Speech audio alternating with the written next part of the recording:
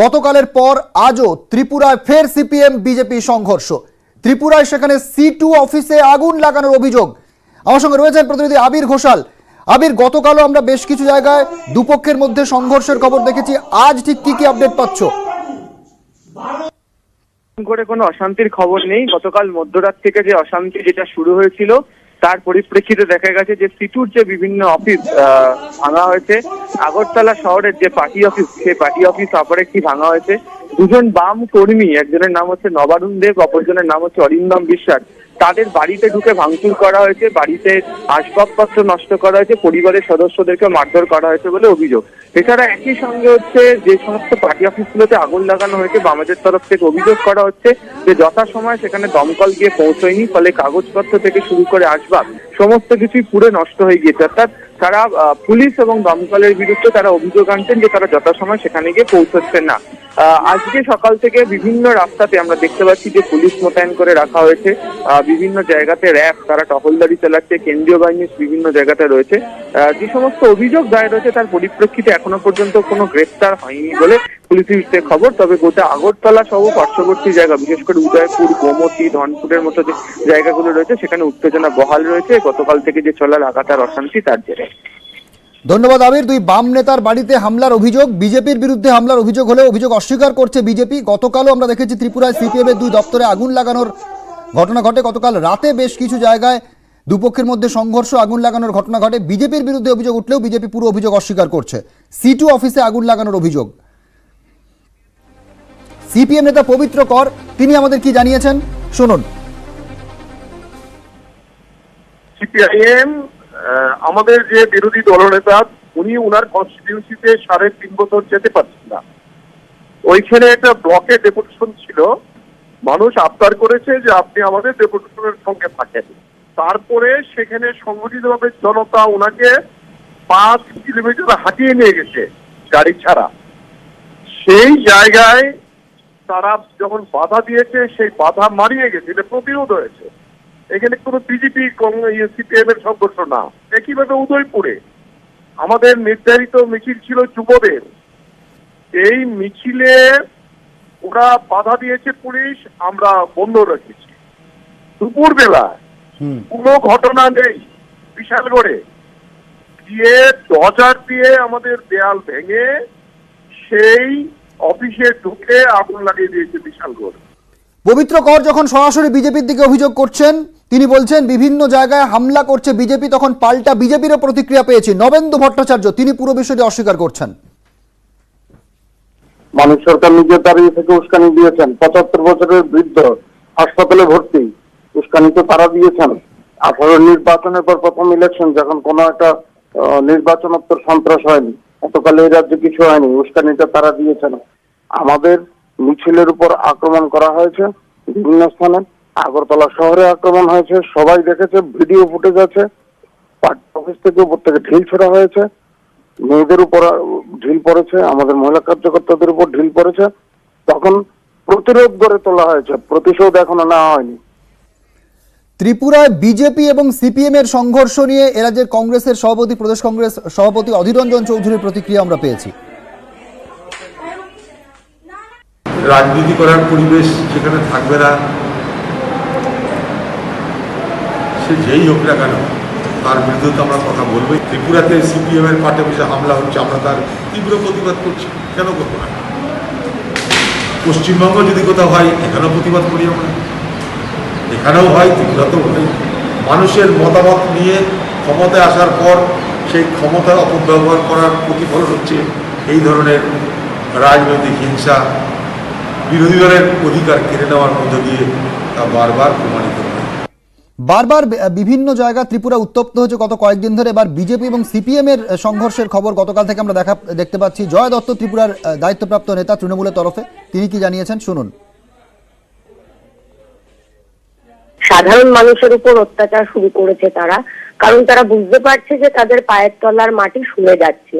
কারণ তারা যেভাবে এখানে তালিবাদী শাসন চালু করতে চাইছে, তার বিরুদ্ধে আমরা তৃণমূল কংগ্রেস লড়াই শুরু করেছি ত্রিপুরার মাটিতে, এবং আগামী দিনেও আমরা বৃহত্তর আন্দোলন এবং এখানকার গণতন্ত্র বাঁচানোর জন্য আমরা আগামী দিনে লড়াই করব। আজকে আমাদের কর্মসূচি আছে, আমরা ধিক্কার মিছিল করব। গতকাল যে ঘটনা ঘটিয়েছে বিজেপির সরকার, এখানকার সংবাদ মাধ্যমের অফিস ভাঙচুর করেছে। বিজেপি সরকার এখানকার গণতন্ত্রের কণ্ঠকে স্তব্ধ করতে চাইছে, তার বিরুদ্ধে আজকে আমাদের ধিক্কার মিছিল আছে। এখান থেকে ত্রিপুরায় লোক নিয়ে যাওয়া হচ্ছে, ত্রিপুরাকে অশান্ত করার চেষ্টা হচ্ছে। মনে হয় সেখানকার লোক পছন্দ করছে না। দিলীপ ঘোষ এরকমই মন্তব্য করেছেন। এখান থেকে নেতা নিয়ে যাওয়া হচ্ছে, এখানে মিডিয়া নিয়ে যাওয়া হচ্ছে, এখান থেকে লোক নিয়ে গিয়ে জয়েনিং করানো হচ্ছে, ওখানে উৎপাত করা হচ্ছে, আনরেস্ট করার চেষ্টা হচ্ছে ত্রিপুরাকে। আমার মনে হয় সেখানকার লোক এটা পছন্দ করছেন না। কুণাল ঘোষেরও পাল্টা প্রতিক্রিয়া পেয়েছে। ও দিলীপ বাবু, আপনার বিপ্লব দে ত্রিপুরার মুখ্যমন্ত্রী পশ্চিমবঙ্গের ভোটের আগে এখানে কি করছিলেন? পশ্চিমবঙ্গের ভোটের আগে দিল্লি থেকে ত্রিপুরা আপনাদের গোটা গোষ্ঠীতে যত লোক আছে ডেলি প্যাসেঞ্জারই করাননি? তখন মনে ছিল না যে বিপ্লব দেব যদি পশ্চিমবঙ্গের মাটিতে আসতে পারেন তাহলে পশ্চিমবঙ্গ থেকেও কেউ ত্রিপুরার মাটিতে যেতে পারে? প্রথম কথা, ত্রিপুরার মানুষ নিজেরা সংগঠন তৈরি করছেন, তৃণমূল কংগ্রেস নিজেরা পায়ের তলার জমি শক্ত করেছে। বাইরে থেকে লোক আনার তো আপনারা দেখিয়েছেন পশ্চিমবঙ্গে। এখন যেটা হচ্ছে তাকে বাংলা ভাষায় বলে দেখ কেমন লাগে।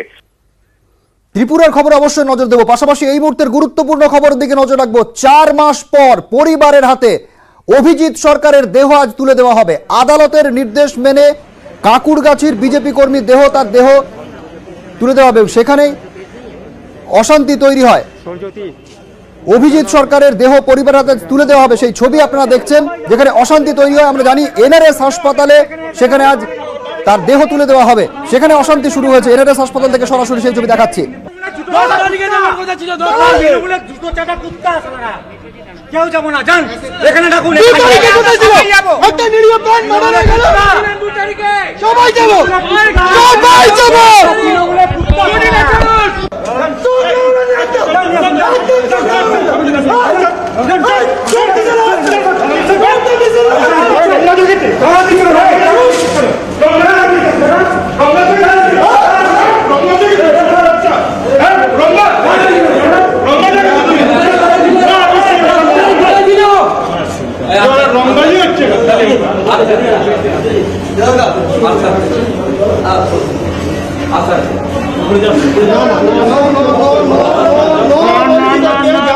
যাবো না, যাবো না।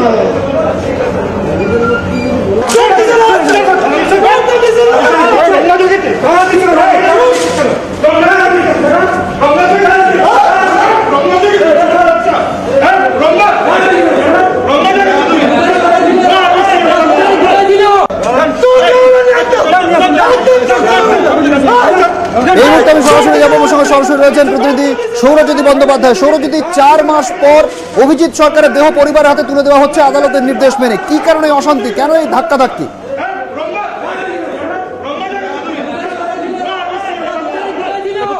জানিয়ে রাখি, গত 2রা মে নির্বাচনের যেদিন ফল প্রকাশ হয়েছিল সেদিনই কাকুরগাছিতে বিজেপি কর্মী অভিজিৎ সরকার তিনি খুন হন, এবং তারপর থেকেই তার পরিবারের তরফ থেকে দাবি করা হচ্ছিল যে তৃণমূলের মদতপুষ্ট গুন্ডা বাহিনী এবং একাধিক তৃণমূল নেতৃত্ব তারা তার খুনের সঙ্গে জড়িত রয়েছেন, তার পরিবারের তরফ থেকে জানানো হচ্ছিল। এবং সেই দেহ নিয়ে রীতিমতো 120 দিন টানাপোড়েন চলে। তুমি জানো সিবিআই এর ইনভেস্টিগেশনও চলে, এবং গতকাল শিয়ালদা আদালতের যে রায় ছিল, অর্থাৎ তার যে ডিএনএ টেস্ট, সেই ডিএনএ টেস্টের রিপোর্ট এবং তার দাদার শরীরের সঙ্গে মেলানো হয়, তার ডিএনএ টেস্ট ম্যাচ করে, এবং তারপরই সেই সার্টিফিকেট এবং যেমনটা শিয়ালদা কোর্টের তরফ থেকে জানিয়ে দেওয়া হয় যে আজকেই পরিবারকে তার।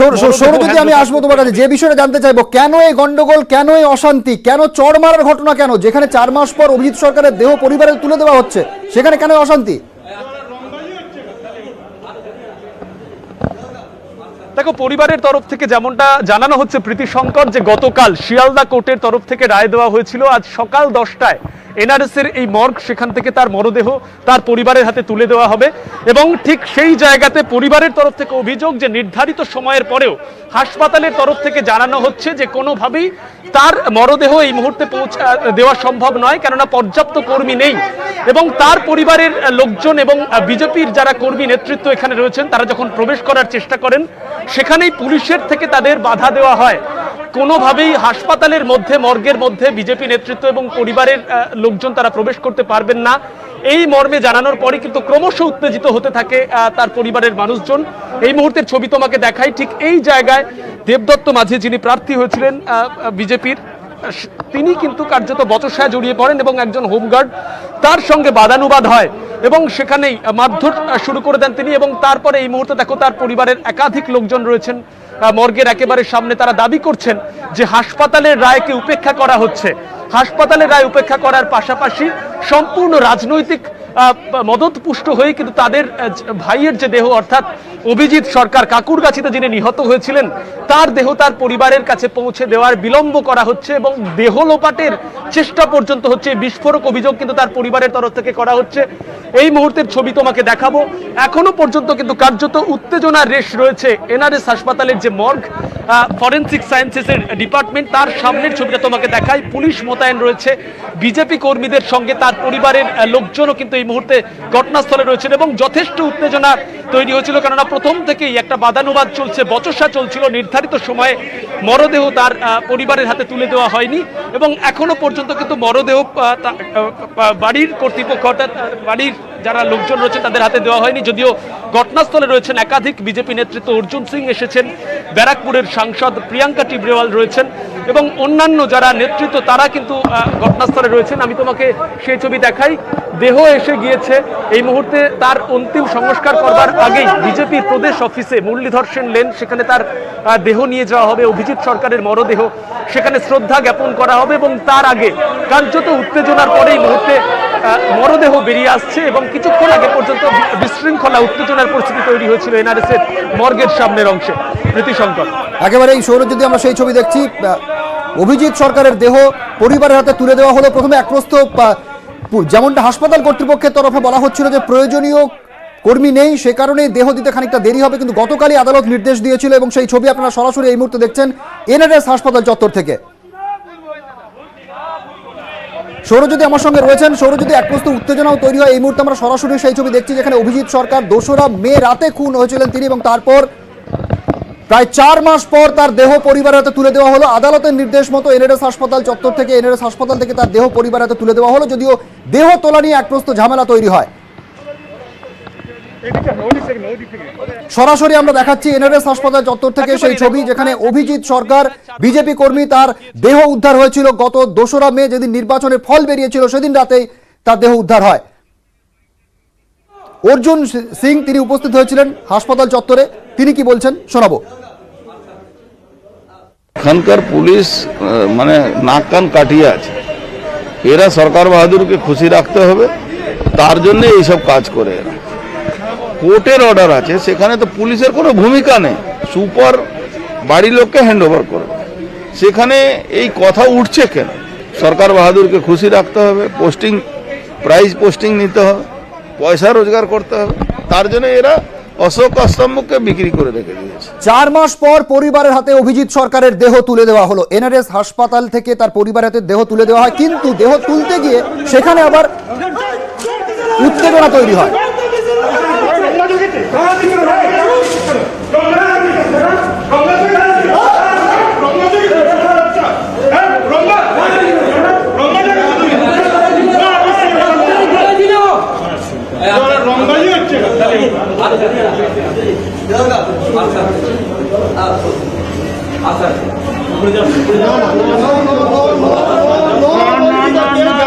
যাবো না। এই মুহূর্তে সেই ছবি আপনারা দেখতে পাচ্ছেন, হোমগার্ডকে চড় মারেন বিজেপি নেতা। 4 মাস পর পরিবারের হাতে দেহ তুলে দেওয়ার দিনই উত্তেজনা ছড়ায়। প্রথমে হাসপাতাল কর্তৃপক্ষ বলে যে পর্যাপ্ত কর্মী নেই, সে কারণে দেহ তুলে দিতে খানিকটা দেরি হবে, তারপরে উত্তেজনা তৈরি হয়।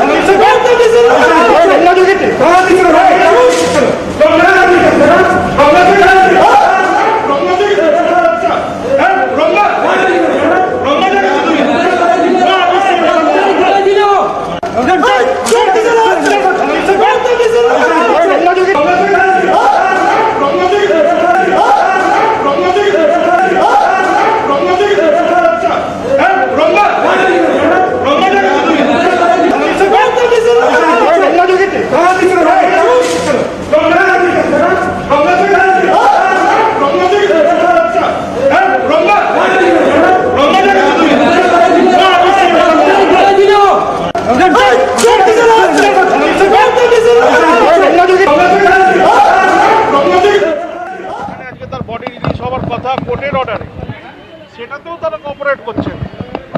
তো এটা থেকে আপনারা বুঝতে পারছেন কিভাবে একটা পরিস্থিতি তৈরি হলো। পুলিশের সঙ্গে দেখা গেল আপনি ধাক্কা মারছেন, না এটা ধাক্কাধাক্কি, পুলিশরা ধাক্কাধাক্কি করেছে, সেটিও একটা উত্তেজনার সৃষ্টি হয়েছে, এইটুকুনি। কি দেখুন, আমার মনে হয় না আমি কারোর গায়ে হাত তুলেছি, 1 নম্বর। দ্বিতীয় নম্বর হচ্ছে যে 2012 সালে খিদিরপুরে অভিষেক ব্যানার্জি সার্জেন্টকে চড় মারতে দেখা গেছিল, মারতে। যদি সেরকমই কিছু হয়, তার যে শাস্তি হয়েছে আমরা সেটা হবে। হ্যাঁ হ্যাঁ হ্যাঁ,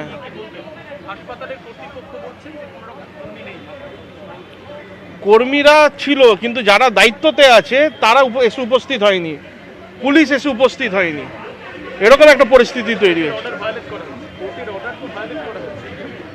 না দেখুন, কোর্ট তো অর্ডার দিয়েছে, আমি নিজে অর্ডার দেখিনি যে কটার মধ্যে দিতে হবে, কটার সময় দিতে হবে বলেছে, কিন্তু এটা তো একটা মানবিকতা।